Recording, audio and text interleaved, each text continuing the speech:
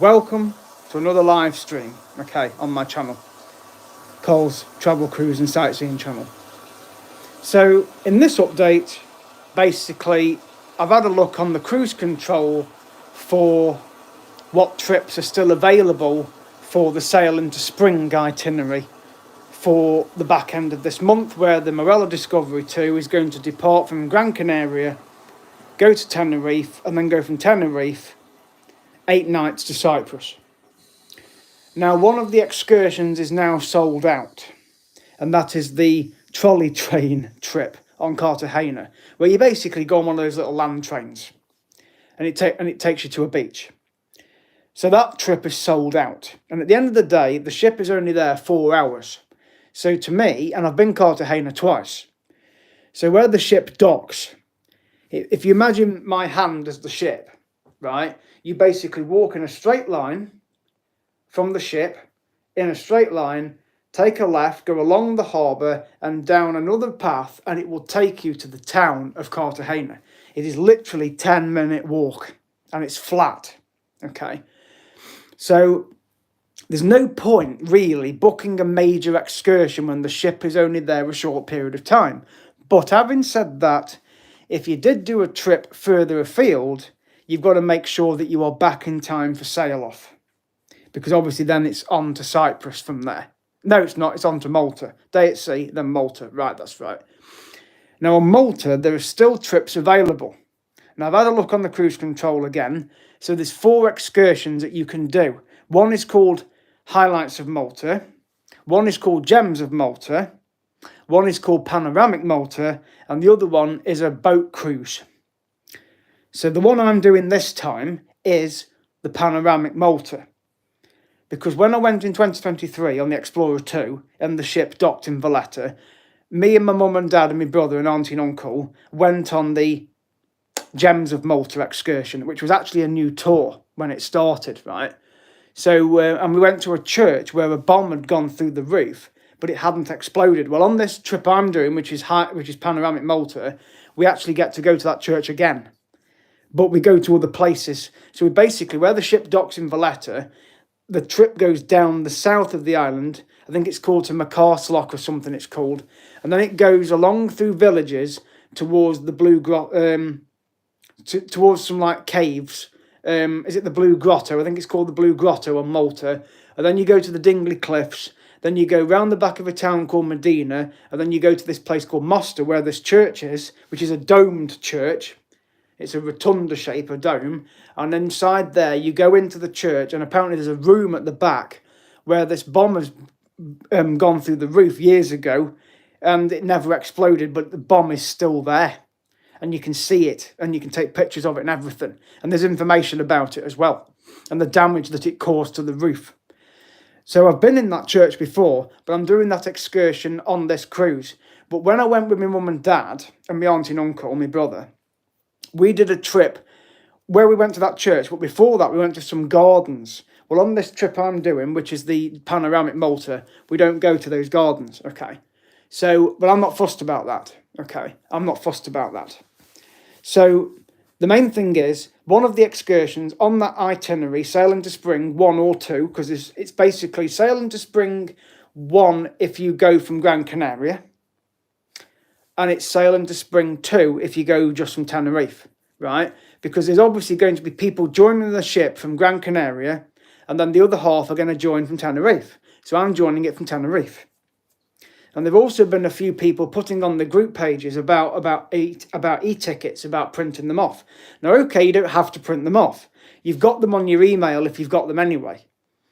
And it's quite normal to get an e-ticket on the day that you get your luggage tags and your boarding passes, because if you've not selected a specific cabin number, then you get an updated e-ticket that you've already had a few weeks ago, but on this one, it tells you what your cabin number is.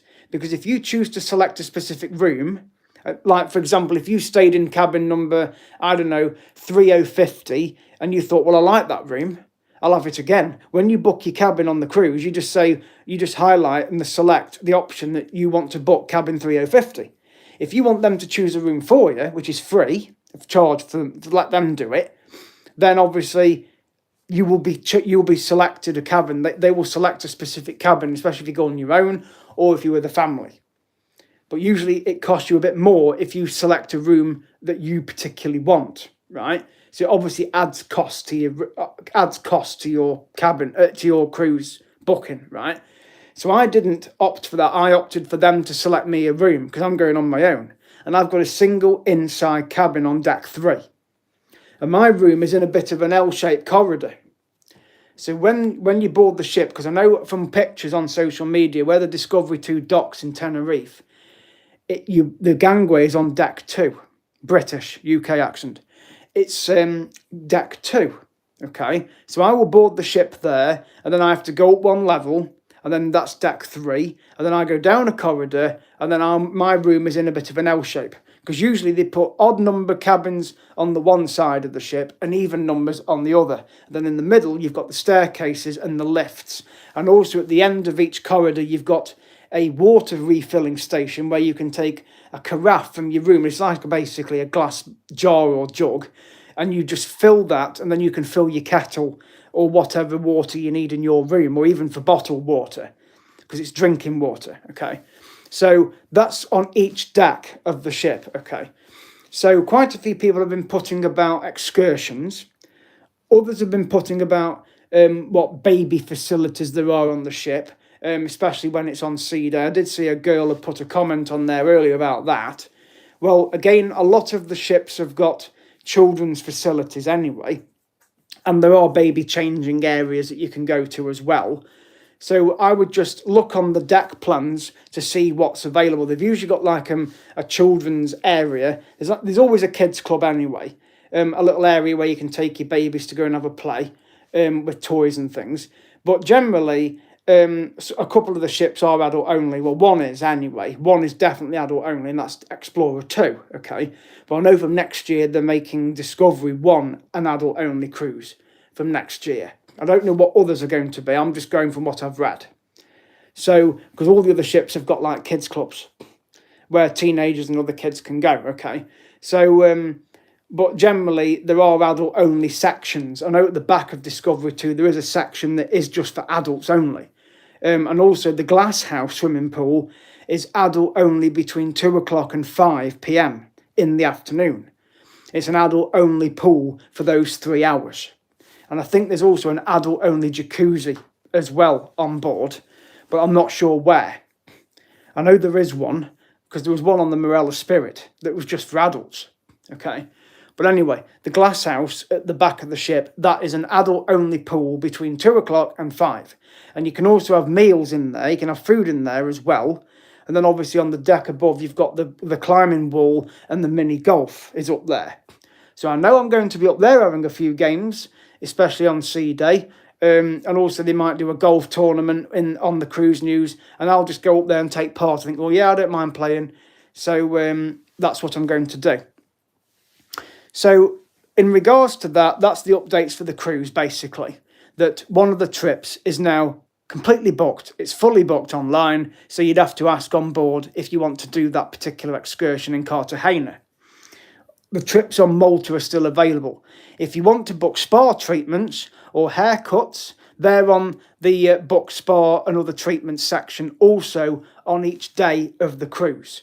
And I've had a look, and I think a men's haircut is £23, according to what it says on the cruise control. And there's at least 10 pages of things that you can book to have spa treatments. It gives a whole list and the prices. So go on there, on the Marella Cruise Control, and you can book your spa treatment, your haircut, whatever, eyebrows tinted, whatever makeup, leg waxing, which women have, whatever you want, it's on that Marella Cruise Control hub. So for each day, it's got book specialty restaurants, book excursions when you're in port, and then it says book spa and other treatments. And on there, it's got haircuts and everything. There's about 10 pages of different things that you can book. Hello, Mr. Kirby. So that's basically the updates I'm giving on the cruise, because it's coming up very soon. I've not got long to go till I go now. The luggage tags are on my case.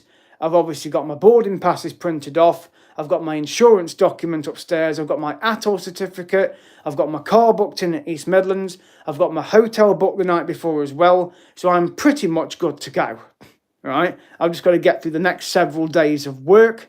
I've got about 6 shifts left of work, so that's really good. I'm looking forward to it because I tell you what, I really need a break. I've not had one since December, and I love to be away. And I've obviously got loads of YouTube blogs to do, and now I've got used to editing videos. I'm going to be able to make my videos into episodes rather than upload one video, then another, then another, then another. I'm obviously going to do that when I'm filming, but I will just make it into an episode. So I'll put all the footage into one big block of episode, like I've been doing on the Whozu and the Dimmingsdale series that I've done this last fortnight of this month.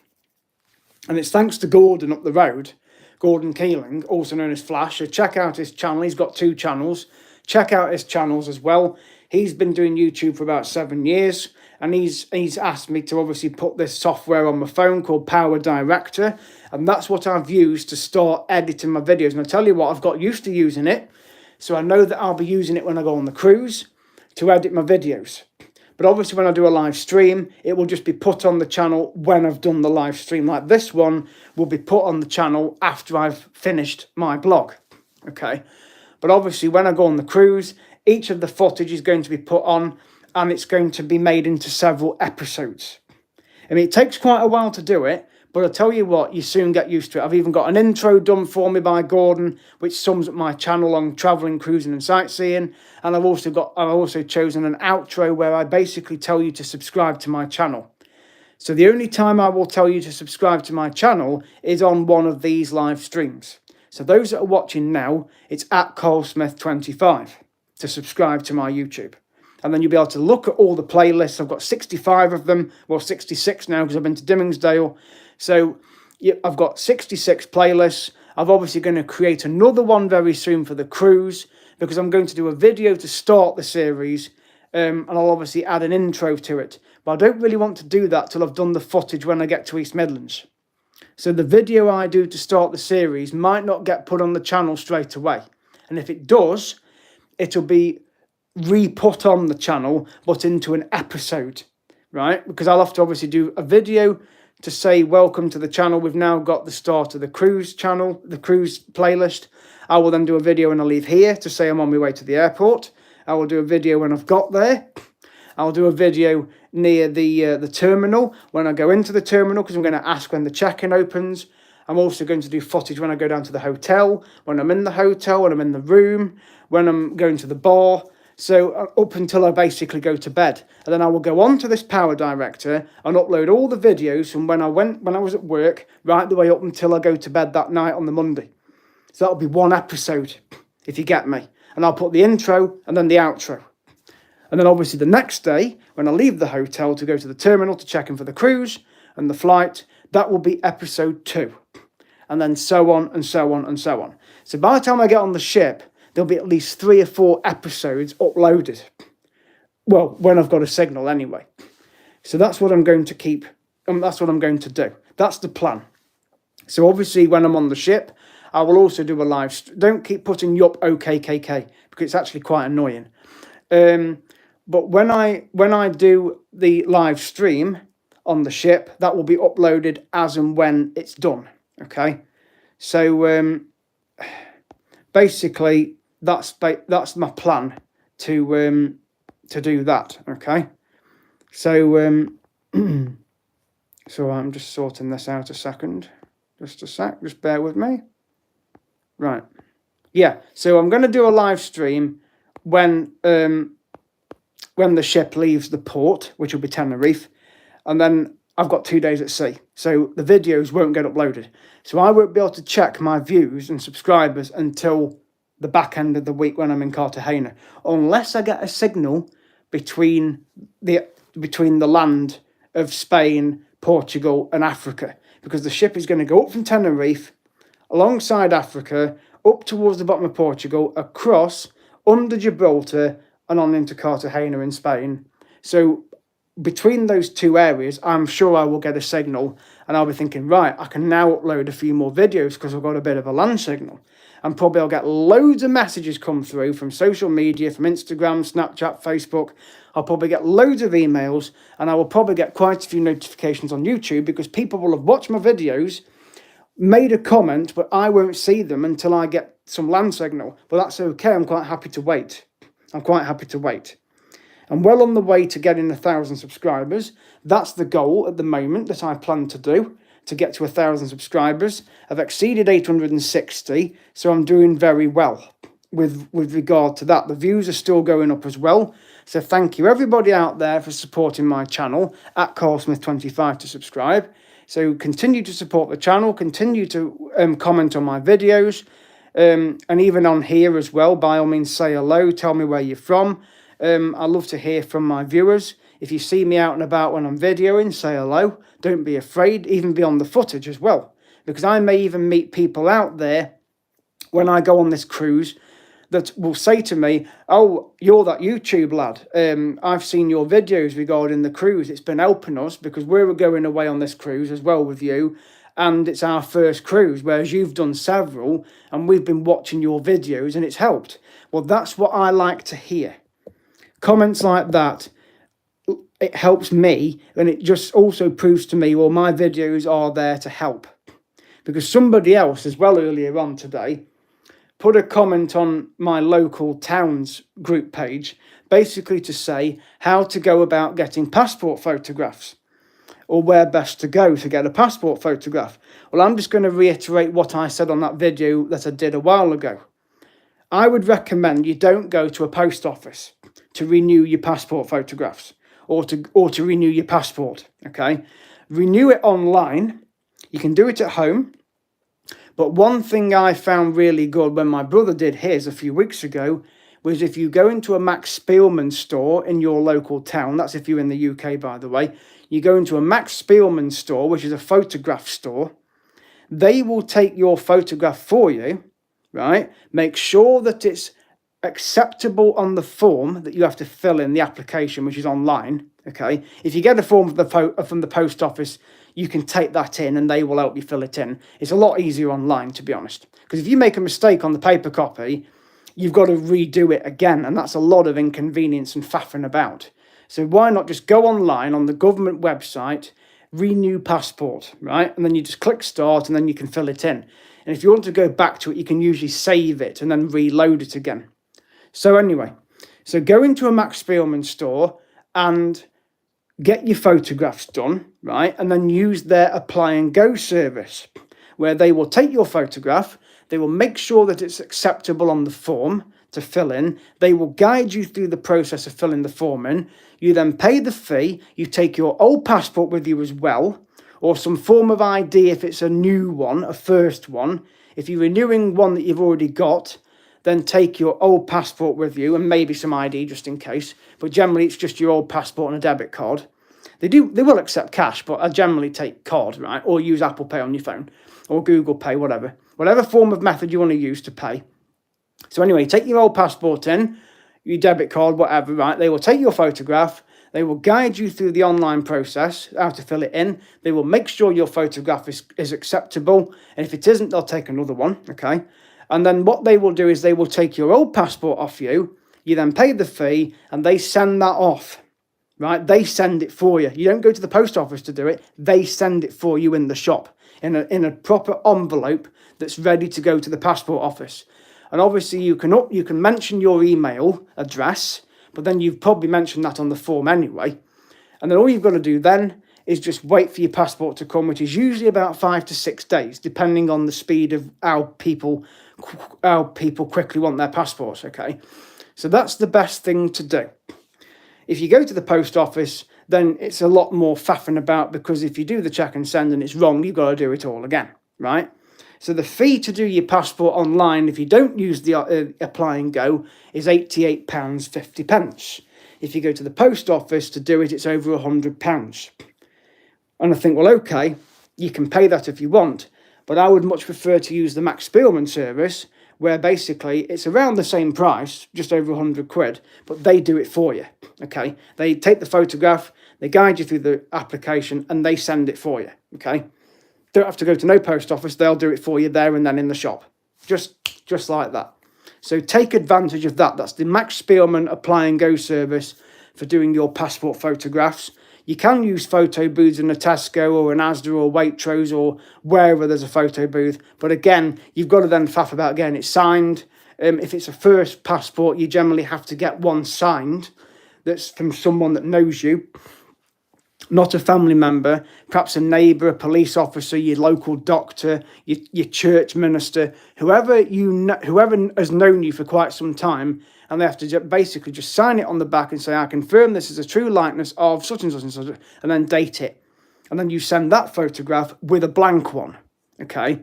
So that's usually 2 photographs. And then a birth certificate has to go, not a photocopy. You send your birth certificate off, and then you wait for your passport to come back, and they send your birth certificate back in a separate envelope along with your new passport as well. Okay, but that's if you're doing a first one. If you're renewing your adult one or a child's one, if you're renewing either of those, use the Max Spielman service. It's brilliant. My brother used it. It took less than a week. So when I next do mine, which will be 8 years' time, I will obviously use their service, right? When I did it in 2023, after we got back off the Marella Explorer 2, I had to renew my red passport because they send you a black one now, okay? With Britain not being part of the EU anymore, you get a black British passport, okay? So obviously what you do is I will use their service next time I have to renew my passport. But for now, I will continue to use my passport as it is. Obviously, the exit system hasn't come into force yet, the ETIAS, where you don't get your passport stamped, but you have to have a fingerprint, take your photograph. Well, they do that, obviously, when you go to the abroad airports. But in the UK, obviously, that's not required.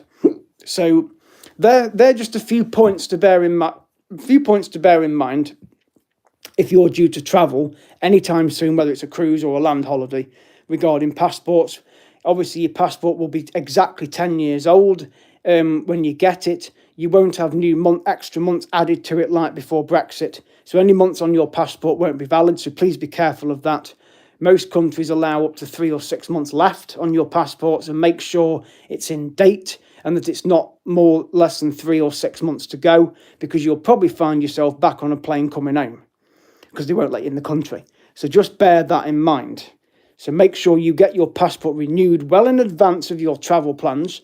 And then obviously once you've done that, you're good to go, aren't you, basically? So that's just peace of mind. And always get holiday insurance as well, and cruise insurance. There's lots of cruise insurers out there.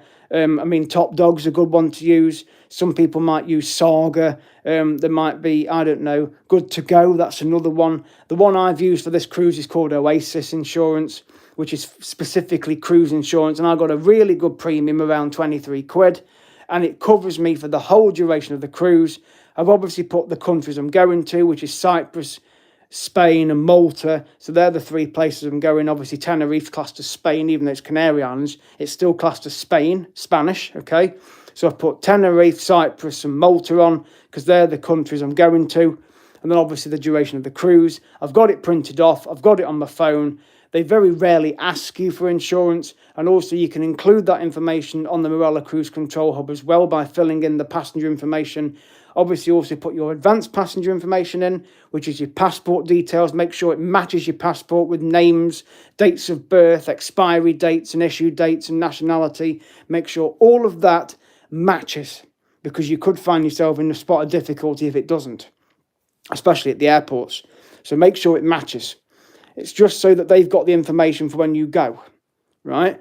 And then usually you get your boarding passes a couple of weeks before. If you've not opted for the seat select, then you can usually get your boarding passes 2 days before you go. If you have chosen seat select, you get it 2 weeks before. That's what's happened with me, just about. I've got my boarding pass and I've got my seats on there as well. So I've got the boarding passes for both flights from East Midlands out to Tenerife and coming back from Paphos in Cyprus. So all that's sorted. So it's just a matter of going to the airport the night before, going to the hotel, having something to eat in the room, having a drink in the bar, a pre-cruise drink just to celebrate going away, having a good night's sleep, making sure I've showered, make sure I've got everything with me, up the next day, go across to the terminal, check in for the flight, get through security, which has also changed now apparently. And what I read on their newsroom page is that one of the new security lanes is open. They've got 8 in total, but only 1 is actually open officially. So the other 8 have been completed. That was when they posted this back in early of March. But maybe by the time I go away, all of them will be open. But it doesn't matter if they're not. The fact is, if you do go into that new security hall or whatever at East Midlands, you won't have to take your liquids out your bag. You won't have to take your electricals out your bag, which is your tablets, your iPads. Just make sure everything's in the tray. And obviously your jacket off, empty your pockets, car keys, passport, everything in the tray, go through the body scanner. Hopefully you should get through, and then you just pick your bag up and you carry on through duty free to get into departures.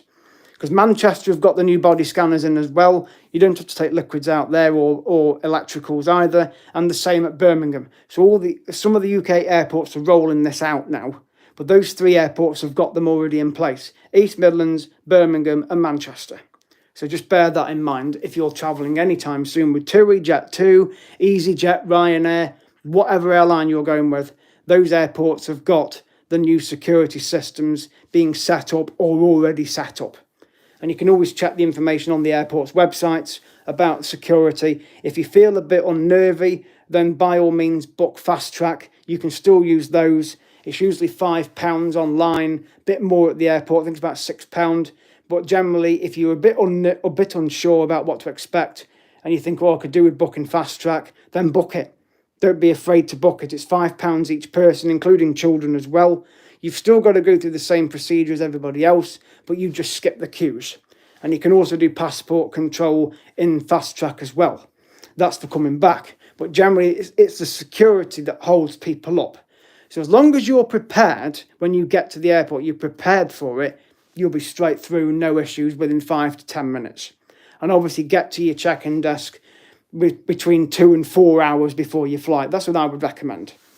And you can also do bag drop the night before with TUI and Jet2 as well, as long as your flight goes before midday. So up to midday on the day of travel, you can usually drop your bag off the night before. I know TUI and Jet2 start theirs around between 2, 3 in the afternoon up until 9 p.m. You can use, I think it's the short stay car park. You basically get a token, go into the airport, they validate it, and then you won't get charged because you usually get about an hour free to do it. Same at Birmingham, same at Manchester. There's usually a specific car park that you can use. If you're using the drop-off point to drop your bags off, you just turn up to the normal TUI or Jet2 desks and you show your boarding passes and passports. One person out of the party just has to go. If you're going on your own, then you just turn up yourself. If you're going as a family, then whoever's the lead passenger, whether it's the dad or the mum, they can turn up with all the passports for all the family, all the luggage, and then it goes off to the plane. And then all you've got to do the next day is just go straight into the airport and go straight through security, because you know that your bag will be on the plane, and then you just pick it up at your destination or on your ship if you're going on a cruise that's bonded luggage. So that's basically the information I'm giving there. So I hope this video has helped. Please leave a comment in the comments section under the video if you need any more questions answering. Obviously use the Marella Cruise Control Hub to book your trips and restaurants before you go. Not that you can't book them on board, but I would recommend booking them on there because it gives you peace of mind then that in your cabin, your tickets for everything are going to be there in your room. Anything changes, you'll get a letter or you'll get a refund if something's not quite right. They will sort that for you on the ship. And also use the Navigate app on the ship as well. A Navigate TUI app, which you generally can only download on the ship, okay? So you don't go to the app store. If you're on your phone, you go to like your Safari bit where you can go on Google, type it in there and you should be able to access it and download it. But there's usually a letter on the bus from the airport telling you how to download it. Or there's usually also some information in the cruise news that tells you how to download it as well. And you can connect to the ship's Wi-Fi free of charge to use that app. Anything else, you have to pay. So I personally wouldn't book any cruise package for Wi-Fi because it's not worth the money, honestly. It's about 90 quid for a week. It is not worth it, believe me. My brother used it on Explorer 2. It was rubbish. Download speed was rubbish. It was very slow. And I thought, what a waste of 90 quid. When you can just go into the cruise terminal and use the free Wi-Fi in there. Lots of the crew do it because they contact people at home. You can also go into restaurants and cafes on when you go ashore. They've all got free Wi-Fi. Even some of the tourist buses have got Wi-Fi on them, a Wi-Fi bus. Some of them have got Wi-Fi. Just connect, or just go in the terminal at the port and use Wi-Fi in there. A lot of phones allow you to use data abroad. I know O2 do. They allow it free of charge at the moment, I believe. EE, it's like over £2.50 a day for data. Just be careful of that. Obviously, your phone might be capped on how much you're going to spend, so be aware of your limits. But generally, if you're going abroad, why would you want to be on Wi-Fi, surfing Facebook or whatever when you're away? I mean, okay, use Facebook Messenger for talking to people back home and sending photographs, but again, you can use WhatsApp for that, can't you? So for me, I just like to go abroad and switch off. Not that I don't use social media when I'm away, because I do, and I like to upload pictures and things of where I am, and obviously contact family back home to say where I am and share my statuses. But I'm going to be doing that through YouTube as well. But I'm just going to do it when I'm in port. I'm not going to think, oh, I better go and purchase a package on the ship, because I know the connection will be rubbish. So I just won't bother. Just use the Wi-Fi for the Navigate app, so you can look on your cruise news, obviously find out what restaurants are open, how to book your trips, do your My Muster drill, which you also get to watch on the screens in your room and also on your phone, and then you just go and get your card scanned. So I'm hoping this video has really helped you in all of those areas, and also make sure you pack a dress to impress gown or garment, whatever, or suit for men for your dress to impress night, which was formerly the captain's gala on other ships in the past. You usually get that on sea day. If you've got 2 or 3 sea days in one go, it'll probably be on the first sea day or even the second. But in your cruise news in your cabin, which you get every evening, it will tell you in there when the dress to impress night is. So it's usually, so like for me, for example, because we're going from Tenerife, I've got 2 days at sea to Spain. So I reckon the dress to impress will be the very first sea day, which will be the Wednesday.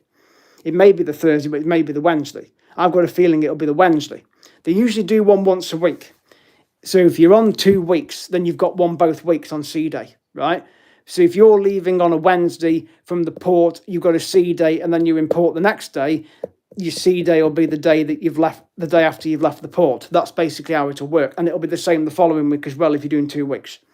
But because of this is a reposition cruise, those that get on in Gran Canaria won't have the dress to impress night until the Wednesday. So if they board on the Monday, it's in Tenerife on the Tuesday, which is when I board it. And then on the Wednesday, that's sea day, so that's most likely dress to impress. Thursday's also sea day, dress to impress could be then, but I reckon it'll be the very first sea day. But again, the cruise news will give you all that information. So, or use the app as well to find out.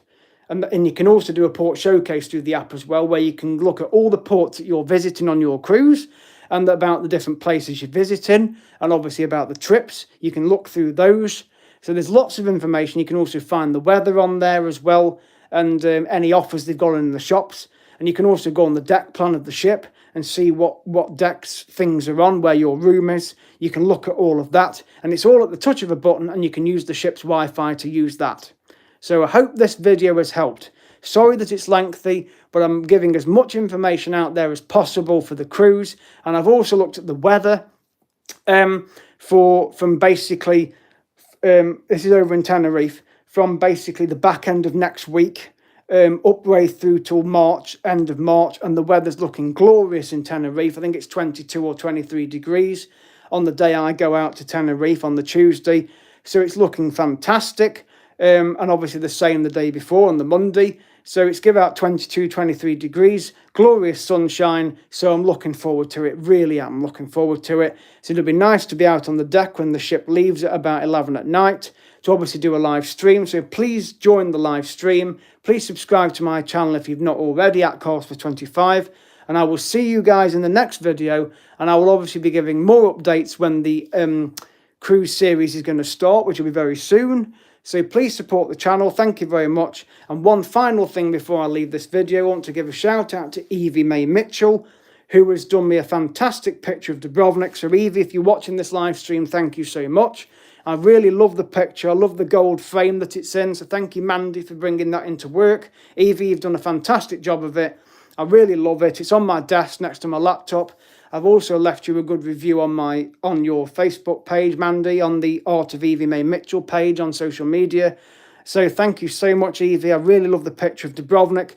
It's one of my favourite places, and I really appreciate the hard work that you've done. So please comment on the video and I will tell you myself in a comment. But I'm telling you on here now that I'm thanking you for that picture. So thank you so much again, Evie. Please continue to support my channel, comment on my videos, like them, look through my playlists. I look forward to your support, and that goes for everybody else out there that is watching my channel as well. So I hope this live stream has helped those that have got cruises coming up or anything else. Please ask me a question in the video, in the comment section, or in the chats on any of my live streams when I do them. Ask me any questions, I'll answer them as best I can.